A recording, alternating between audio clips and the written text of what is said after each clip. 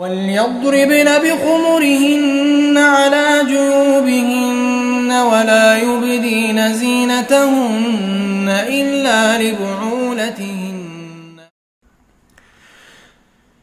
قل للمؤمنين يغضوا من أبصارهم ويحفظوا فروجهم ذلك أزكى لهم إن الله خبير بما يصنعون.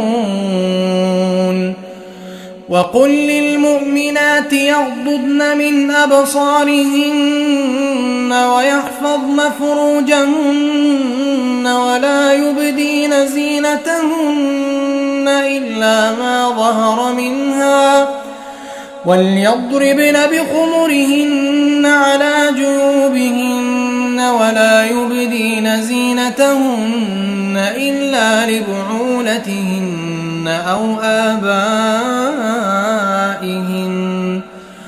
أو آباء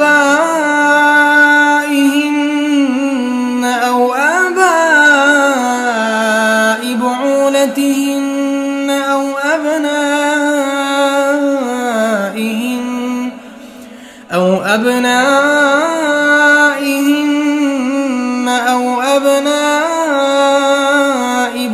بعولتهن أو إخوانهن أو بني إخوانهن أو بني أخواتهن أو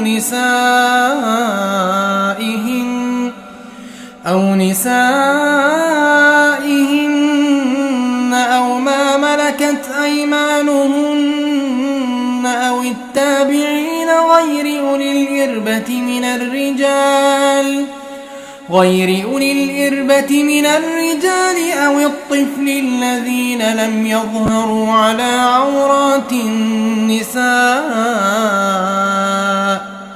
ولا يضربن بأرجلهن ليعلم ما يخفين من زينتهن.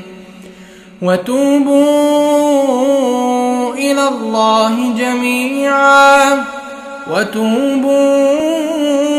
الله جميعا